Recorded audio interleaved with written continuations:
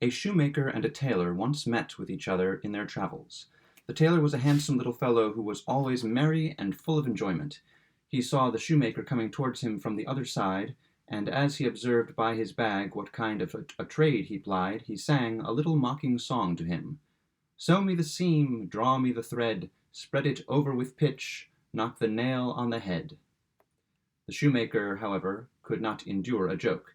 He pulled a face as if he had drunk vinegar, and made a gesture as if he were about to seize the tailor by the throat. But the little fellow began to laugh, reached him his bottle, and said, No harm was meant. Take a drink, and swallow thy anger down. The shoemaker took a very hearty drink, and the storm on his face began to clear away. He gave the bottle back to the tailor, and said, I spoke civilly to thee. One speaks well after much drinking, but not after much thirst. Shall we travel together? All right, answered the tailor, if only it suits thee to go into a big town where there is no lack of work. That is just where I want to go, answered the shoemaker. In a small nest there is nothing to earn, and in the country people like to go barefoot. They traveled therefore onwards together, and always set one foot before the other like a weasel in the snow. Both of them had time enough, but little to bite and to break. When they reached a town, they went about and paid their respects to the tradesmen, and because the tailor looked so lively and merry, and had such pretty red cheeks, every one gave him work willingly, and when luck was good, the master's daughters gave him a kiss beneath the porch as well. When he again fell in with the shoemaker, the tailor had always the most in his bundle. The ill-tempered shoemaker made a wry face, and thought, the greater the rascal, the more the luck. But the tailor began to laugh and to sing, and shared all he got with his comrade. If a couple of pence jingled in his pockets, he ordered good cheer, and thumped the table in his joy till the glasses danced, and it was lightly come, lightly go with him. When they had travelled for some time, they came to a great forest, through which passed the road to the capital. 2 footpaths, however, led through it, one of which was a 7 days' journey, and the other only 2, but neither of the travellers knew which way was the short one. They seated themselves beneath an oak tree, and took counsel together how they should forecast, and for how many days they should provide themselves with bread. The shoemaker said, One must look before one leaps. I will take with me bread for a week. What? Said the tailor. Drag bread for 7 days on one's back like a beast of burden, and not be able to look about? I shall trust in God, and not trouble myself about anything. The money I have in my pocket is as good in summer as in winter, but in hot weather bread gets dry and mouldy into the bargain. Even my coat does not go as far as it might. Besides, why should we not find the right way? Bread for 2 days, and that's enough. Each therefore bought his own bread, and then they tried their luck in the forest. It was as quiet there as in a church. No wind stirred, no brook murmured, no bird sang, and through the thickly leaved branches no sunbeam forced its way. The shoemaker spoke never a word. The heavy bread weighed down his back until the perspiration streamed down his cross and gloomy face. The tailor, however, was quite merry. He jumped about, whistled on a leaf, or sang a song, and thought to himself, God in heaven must be pleased to see me so happy.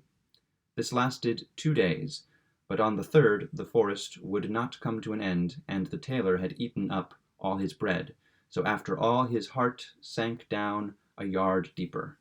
In the meantime he did not lose courage, but relied on God and on his luck. On the 3rd day he lay down in the evening hungry under a tree, and rose again next morning hungry still.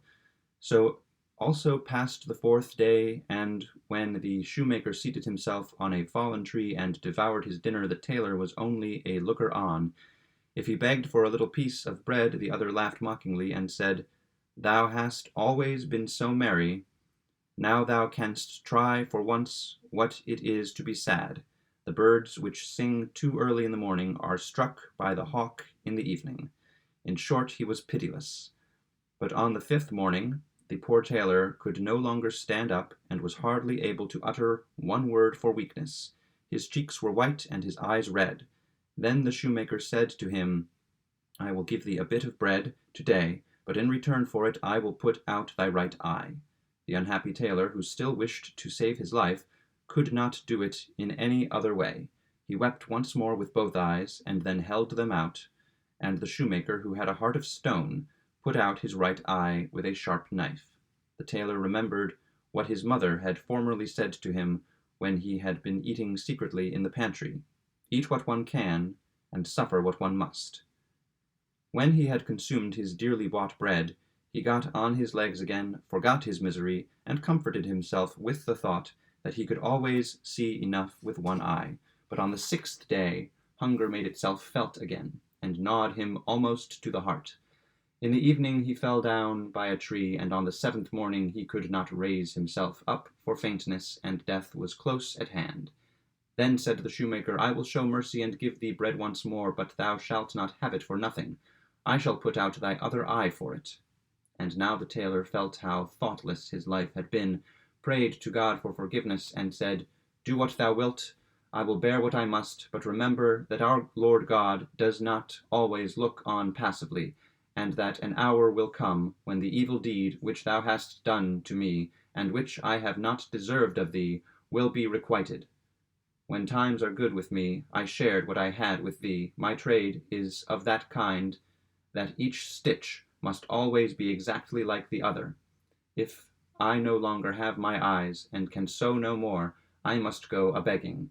At any rate, do not leave me here alone when I am blind, or I shall die of hunger." The shoemaker, however, who had driven God out of his heart, took the knife and put out his left eye. Then he gave him a bit of bread to eat, held out a stick to him, and drew him on behind him. When the sun went down, they got out of the forest, and before them in the open country stood the gallows. Thither the shoemaker guided the blind tailor, and then left him alone and went his way. Weariness, pain, and hunger made the wretched man fall asleep, and he slept the whole night. When day dawned he awoke, but knew not where he lay. 2 poor sinners were hanging on the gallows, and a crow sat on the head of each of them. Then one of the men who had been hanged began to speak, and said, "Brother, art thou awake?" "Yes, I am awake," answered the second. "Then I will tell thee something," said the first. "The dew which this night has fallen down over us from the gallows gives every one who washes himself with it his eyes again. If blind people did but know this, how many would regain their sight who do not believe that to be possible?" When the tailor heard that, he took his pocket handkerchief, pressed it on the grass, and when it was moist with dew, washed the sockets of his eyes with it. Immediately was fulfilled what the man on the gallows had said, and a couple of healthy new eyes filled the sockets. It was not long before the tailor saw the sun rise behind the mountains. In the plain before him lay the great royal city with its magnificent gates and 100 towers, and the golden balls and crosses which were on the spires began to shine. He could distinguish every leaf on the trees, saw the birds which flew past, and the midges which danced in the air. He took a needle out of his pocket, and as he could thread it, as well as ever he had done, his heart danced with delight. He threw himself on his knees, thanked God for the mercy he had shown him, and said his morning prayer. He did not forget also to pray for the poor sinners who were hanging there, swinging against each other in the wind like the pendulums of clocks. Then he took his bundle on his back, and soon forgot the pain of heart he had endured, and went on his way singing and whistling. The first thing he met was a brown foal running about the fields at large. He caught it by the mane, and wanted to spring on it and ride into the town. The foal, however, begged to be set free. "I am still too young," it said. "Even a light tailor such as thou art would break my back in 2. Let me go till I have grown strong. A time may perhaps come when I may reward thee for it." "Run off," said the tailor. "I see thou art still a giddy thing." He gave it a touch with a switch over its back, whereupon it kicked up its hind legs for joy, leapt over hedges and ditches, and galloped away, far out into the open country. But the poor tailor had eaten nothing since the day before. "The sun, to be sure, fills my eyes," said he, "but the bread does not fill my mouth. The first thing that comes across me and is even half eatable will have to suffer for it." In the meantime, a stork stepped solemnly over the meadow towards him. "Halt! Halt!" cried the tailor, and seized him by the leg. "I don't know if thou art good to eat or not, but my hunger leaves me no great choice. I must cut thy head off, and roast thee." "Don't do that," replied the stork. "I am a sacred bird which brings mankind great profit, and no one does me an injury. Leave me my life, and I may do thee good in some other way." "Well, be off, cousin Longlegs," said the tailor. The stork rose up, let its long legs hang down, and flew gently away. "What's to be the end of this?" said the tailor to himself at last. "My hunger grows greater and greater, and my stomach more and more empty. Whatsoever comes in my way now is lost." At this moment he saw a couple of young ducks, which were on a pond, come swimming towards him. "You come just at the right moment," said he, and he laid hold of one of them and was about to wring its neck. On this an old duck, which was hidden among the reeds, began to scream loudly and swam to him with open beak and begged him urgently to spare her dear children. "Canst thou not imagine," said she, "how thy mother would mourn if anyone wanted to carry thee off and give thee thy finishing stroke?" "Only be quiet," said the good-tempered tailor. "Thou shalt keep thy children," and put the prisoner back into the water. When he turned round he was standing in front of an old tree which was partly hollow, and saw some wild bees flying in and out of it.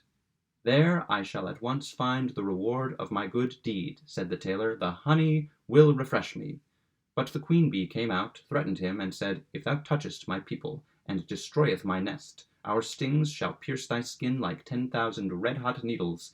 But if thou wilt leave us in peace, and go thy way, we will do thee a service for it another time." The little tailor saw that here also nothing was to be done. 3 dishes empty, and nothing on the 4th is a bad dinner.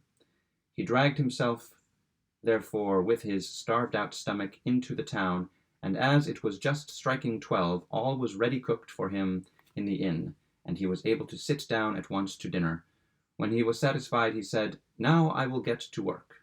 He went round the town, sought a master, and soon found a good situation. As, however, he had thoroughly learnt his trade, it was not long before he became famous, and everyone wanted to have his new coat made by the little tailor, whose importance increased daily. I can go no further in skill," said he, "and yet things improve every day." At last the king appointed him court tailor. But how things do happen in the world! On the very same day his former comrade the shoemaker also became a court shoemaker. When the latter caught sight of the tailor, and saw that he had once more 2 healthy eyes, his conscience troubled him.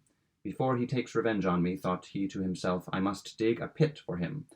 He, however, who digs a pit for another falls into it himself. In the evening, when work was over and it had grown dusk, he stole to the king and said, "Lord King, the tailor is an arrogant fellow, and has boasted that he will get the gold crown back again, which was lost in ancient times." "That would please me very much," said the king, and he caused the tailor to be brought before him next morning, and ordered him to get the crown back again, or to leave the town forever. "Oho," thought the tailor, "a rogue gives more than he has got. If the surly king wants me to do what can be done by no one, I will not wait till morning, but will go out of the town at once today."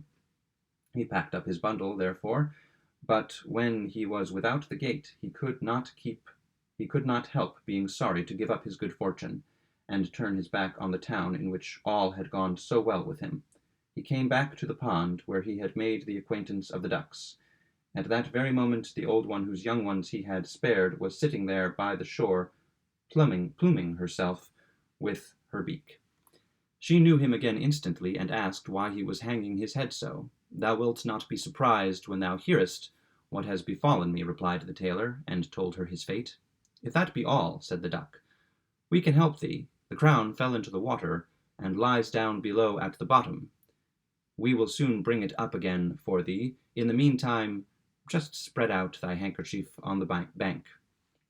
She dived down with her 12 young ones, and in 5 minutes she was up again and sat with the crown resting on her wings, and the 12 young ones were swimming round about and had put their beaks under it and were helping to carry it. They swam to the shore and put the crown on the handkerchief. No one can imagine how magnificent the crown was. When the sun shone on it, it gleamed like 100,000 carbuncles. The tailor tied his handkerchief together by the four corners and carried it to the king, who was full of joy, and put a gold chain round the tailor's neck. When the shoemaker saw that one stroke had failed, he contrived a second, and went to the king and said, "Lord King, the tailor has become insolent again. He boasts that he will copy in wax the whole of the royal palace, with everything that pertains to it, loose or fast, inside and out." The king sent for the tailor and ordered him to copy in wax the whole of the royal palace, with everything that pertained to it, movable or immovable, within and without, and if he did not succeed in doing this, if so much as one nail on the wall were wanting, he should be imprisoned for his whole life underground. The tailor thought, "It gets worse and worse. No one can endure that," and threw his bundle on his back and went forth. When he came to the hollow tree, he sat down and hung his head.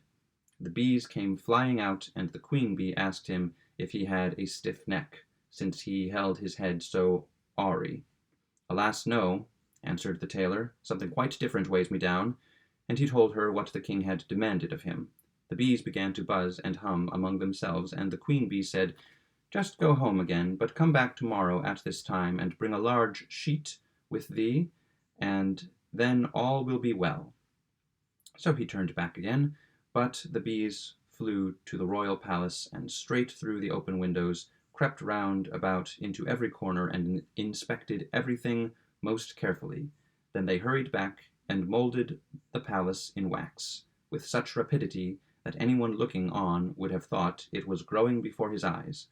By the evening all was ready, and when the tailor came next morning, the whole of the splendid building was there, and not one nail on the wall or tile on the roof was wanting, and it was delicate withal, and white as snow, and smelt sweet as honey.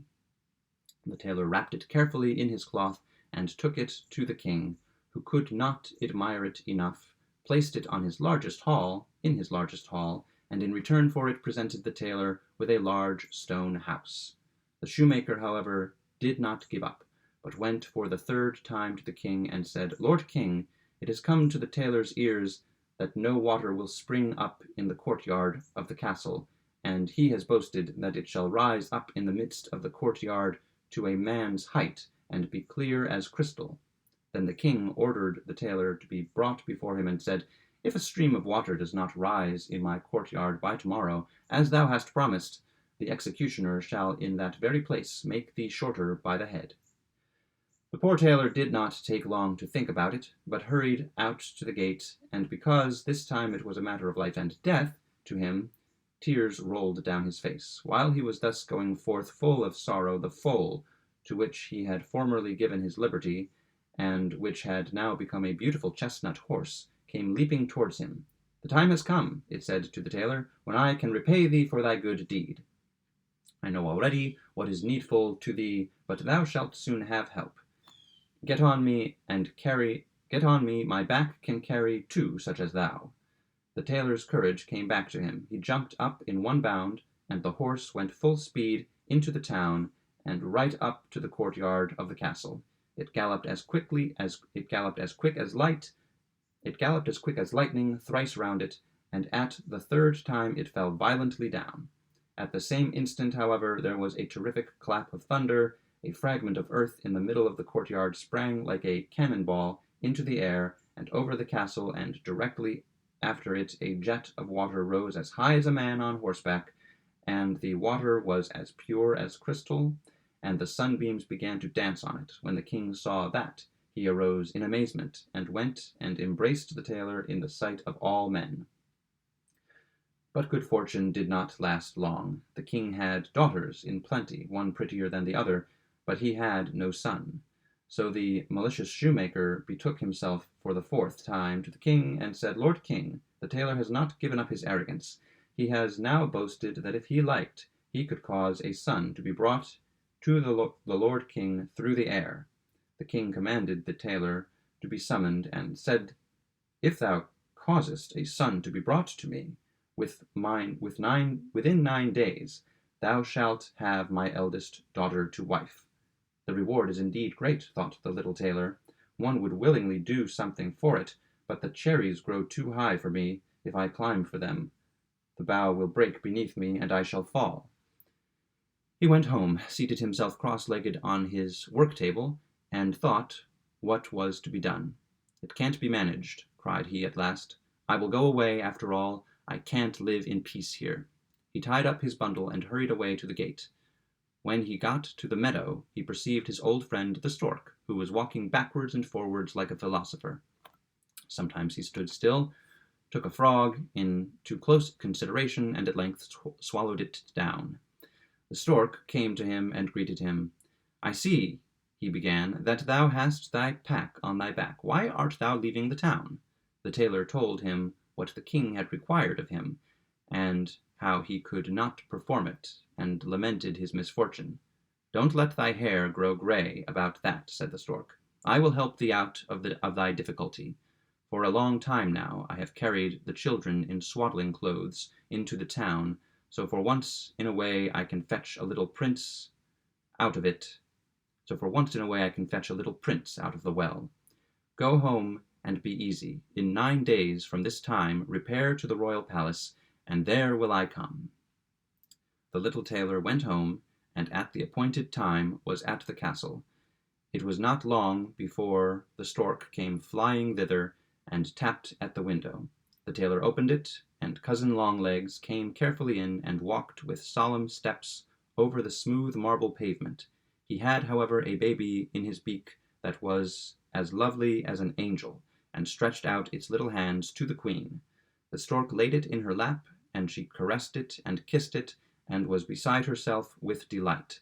Before the stork flew away, he took his travelling bag off his back and handed it over to the queen. In it there were little paper parcels with coloured sweetmeats, and they were divided among the little princesses. The eldest, however, had none of them, but got the merry tailor for a husband.